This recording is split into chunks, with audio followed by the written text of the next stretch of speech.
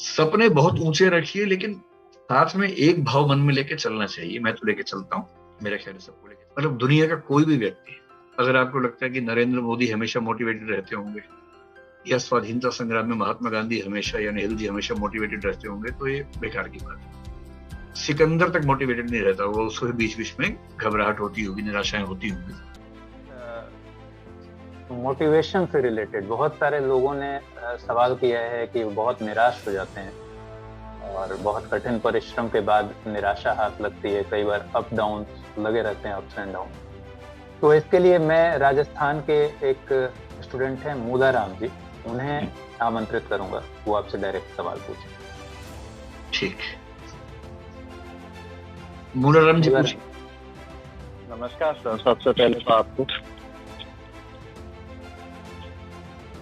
हाँ बोलिए बोलिए।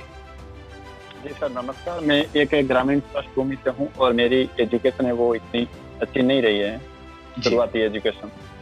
लेकिन अभी मेरी जो तैयारी है वो मैंने यूपीएससी के बारे में सोचा और प्राइवेट जॉब भी कर रहा हूँ।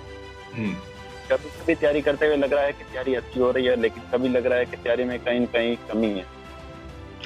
लेकिन थोड़ी थोड़ी देर में निराशा भी लगती है, लगता है क्या ये मेरे वक्त का है या नहीं। तो उस निराशा के दौर में हम क्या करें कि हम सफलता के प्रति वापस सुनिश्चित कर सके और उस मोटिवेट वापस प्राप्त कर सके। जी सर। देखिए, अगर इसको मोटिवेशन पर फोकस करके बात करें, मतलब आपके प्रश्न में मेरे ख्याल से दो बातों के उत्तर की अपेक्षा, एक तो ये कि आप जॉब करते हैं, जॉब करते हुए तैयारी कर रहे हैं, तो ये कैटेगरी मेरे ख्याल से एक और हमारे पास है अमृत की, जो वर्किंग प्रोफेशनल्स हैं उनकी समस्याएं क्या हैं, तो उस पर मैं अलग से बात कर लेंगे, जॉब वाली बात। अभी इनके प्रश्न में जो केंद्रीय प्रश्न है वो है कि मोटिवेशन बीच बीच में कम हो जाता है और निराशा का भी हो जाती है, उसका क्या करें। पहली बात तो ये समझ लीजिए कि अगर आप कभी कभी निराश होते हैं तो इसका मतलब ये है कि आप मानसिक रूप से एकदम स्वस्थ व्यक्ति हैं, इसमें कोई चिंता वाली बात नहीं है। चिंता मुझे उन व्यक्तियों से ज्यादा होती है जो कभी निराश नहीं होते, जिनका मोटिवेशन लेवल हमेशा हाई रहता है ना, उनसे मुझे बड़ा डर लगता है, उनको लेके बहुत चिंतित रहता हूँ मैं, क्योंकि वो सामान्य मनोविज्ञान से बहुत दूर निकल चुके हैं। तो यदि आप दिन भर के 24 घंटे में एक आध घंटा निराश रहते हैं, 23 घंटे उत्साह से भरे हुए हैं, या महीने की बात करें तो महीने के आप 25, 26, 27 दिन उत्साह से भरे हैं और 3-4 दिन थोड़ा सा डिमोटिवेटेड रहते हैं, अगर अनुपात ऐसा है तो आप मान के चलिए कि आप मानसिक रूप से एकदम स्वस्थ व्यक्ति हैं और आपको किसी इंटरवेंशन की जरूरत नहीं है। ठीक है। यदि आपके पास कोई ऐसा व्यक्ति है जो आपको बार बार कहता है कि अरे मोटिवेशन हमेशा रहना चाहिए, तो उस व्यक्ति को जरूरत है कि अपनी चिकित्सा पर ध्यान दें, क्योंकि ये संभव नहीं है कि कोई व्यक्ति हमेशा मोटिवेटेड रहे, ये संभव ही नहीं है। मतलब दुनिया का कोई भी व्यक्ति, अगर आपको लगता है कि नरेंद्र मोदी हमेशा मोटिवेटेड रहते होंगे, या स्वाधीनता संग्राम में महात्मा गांधी हमेशा या नेहरू जी हमेशा मोटिवेटेड रहते होंगे, तो ये बेकार की बात है। सिकंदर तक मोटिवेटेड नहीं रहता होगा, उसको बीच बीच में घबराहट होती होगी, निराशाएं होती होंगी, तो इससे कौन बच सकता है। हाँ, डिमोटिवेशन या पेसिमिज्म या निराशा आपके ऊपर ज्यादा हावी ना हो, ये हमारा फोकस होना चाहिए। तो जब आप डिमोटिवेटेड है, डिमोटिवेशन की वजह आमतौर पर क्या होती है, एक तो होती है कि आपको लगने लगता है कि आप जो चाह रहे हैं वो आपसे हो नहीं पाएगा, एक तो ये होता है। दूसरा ये होता है कि आपने जो तय किया था टारगेट वो पूरा नहीं हो पाया। कभी कभी क्या होता है कि आपके आसपास कुछ लोग आपसे अच्छा परफॉर्म करते हैं तो आपको लगने लगता है कि अरे मेरा कैसे होगा, इन सब की तुलना में मैं कहीं नहीं ठहरता हूँ। ये सब कारण ज्यादा होते हैं। कभी कभी आपको चिंता होती है कि अगर आईएएस नहीं हुआ, कोई बैकअप ऑप्शन तो है ही नहीं, फिर जीवन कैसे गुजारूंगा, या तो आईएएस या सड़क पे, ये तो बहुत बड़ा खतरा हो गया ना, इतना बड़ा खतरा लेके चलेंगे तो डर लगेगा ही। तो इन 3-4 चीजों को दूर करने का स्टेप बाय स्टेप तरीका ये है कि पहली बात, अगर आप किसी बहुत अच्छी आर्थिक पृष्ठभूमि से नहीं है तो एक बैकअप ऑप्शन साथ में लेके चलिए, उससे आपको डर कम लगेगा। अगर आपके पास एक प्लान बी है कि आईएएस बनूंगा, पीसीएस बनूंगा, अगर नहीं हुआ तो कम से कम ये तो मेरे हाथ में है ही, जिंदा तो रह ही लूंगा, परिवार को तो पाल ही लूंगा। ये भरोसा होते ही आपके डिमोटिवेटेड होने की एक वजह खत्म हो जाती है। ठीक।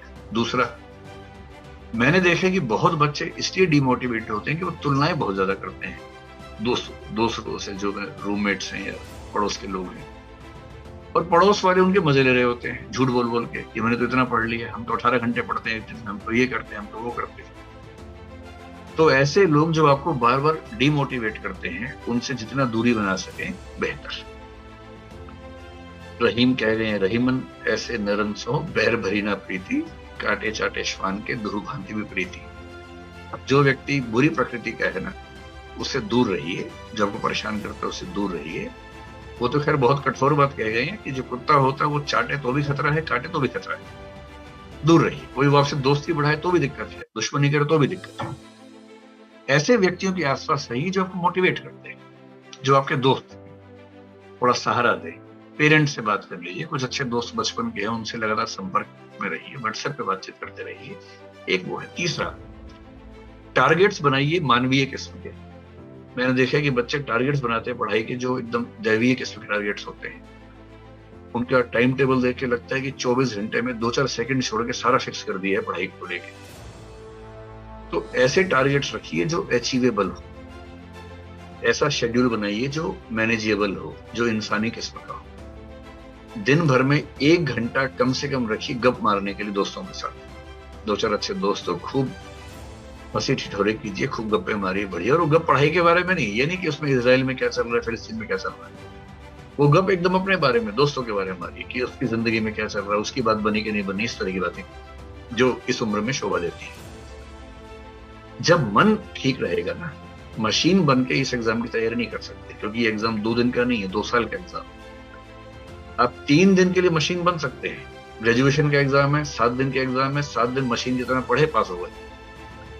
आईएएस का एग्जाम जो 2 साल चलने वाला है, उसमें मशीन नहीं बन सकते। उसमें महात्मा गांधी की अप्रोच चलेगी, संघर्ष विराम संघर्ष, थोड़ी स्ट्रगल, थोड़ा रिलैक्सेशन, फिर स्ट्रगल। तो दिन में 1-8 घंटा रखिए दोस्तों के साथ गप मारने के लिए, सहज रहिए, अच्छे मोटिवेशन करने वाले लोग अपने आसपास रखिए, टारगेट छोटे रखिए, टारगेट्स पूरे कीजिए, थोड़ा बहुत कंपटीशन दोस्तों के बीच में करते रहिए। अगर जिंदगी को लेकर तनाव है तो बैकअप ऑप्शन एक अपना साथ में लेके चलिए। और अंत में एक फिलोसॉफिकल माइंडसेट होगा ना। देखिए अंत में क्या होता है, बड़े बड़े 30 मार्क्स, हाँ पिछले 6 महीने में मैं जानता हूं कई लोगों को कोरोना हुआ और मर गए। मतलब मैं उनमें से कुछ ऐसे व्यक्तियों को जानता हूं कि सोच के घबराहट होती है। कई आईएएस थे, कुछ आईएएस जो अपने राज्य के टॉप लेवल पर थे, चीफ सेक्रेटरी थे, आईएएस एसोसिएशन के अध्यक्ष थे, किसी जिले में कलेक्टर थे, पूरी ताकत उनके पास थी। अपने राज्य के, दिल्ली के कोई हॉस्पिटल में कोई डॉक्टर ऐसा नहीं होगा जो उनकी पूरा ध्यान न रखे। इतनी ताकत, इतनी शोहरत, इतना सब कुछ होने के बाद क्या हुआ, एक वायरस आया, लेके चला गया। जब आप अपने आसपास ऐसी घटनाएं देखते हैं, हाइडेगर नाम के एक दार्शनिक ने बड़ी अच्छी इसकी व्याख्या की है, इसको नथिंगनेस कहते हैं, शून्यता। सपने बहुत ऊंचे रखिए, लेकिन साथ में एक भाव मन में लेके चलना चाहिए। मैं तो लेके चलता हूं, मेरे ख्याल से सबको लेके चलना चाहिए, और वो ये कि भाई कोशिश पूरी करेंगे, जम के करेंगे, कोशिश में कोई कमी नहीं। लेकिन साथ में ये मान के चलिए कि ऐसा हो सकता है कि आपका सपना पूरा ना हो, क्योंकि सारे सपने किसी के पूरे नहीं होते। हो सकता है ना हो पाए, नहीं भी हो पाएगा ना तो जिंदगी ठीक से गुजारेंगे, जिस रास्ते पर चल पड़ेंगे वही बढ़िया रास्ता बना लेंगे, ये भरोसा रखिए। और मैं ऐसे कम से कम 50 लोगों को जानता हूं जो आईएएस नहीं बने, और अच्छा हुआ कि आईएएस नहीं बने, वो आईएएस न बन के ज्यादा बड़ा काम कर गए जो आईएएस बन के शायद ना कर पाते। तो कोशिश पूरी कीजिए, लेकिन मन में रखिए विश्वास कि जो होगा अच्छा होगा और मैनेज कर लेंगे, किसी भी रास्ते पर चल के अच्छा काम कर लेंगे।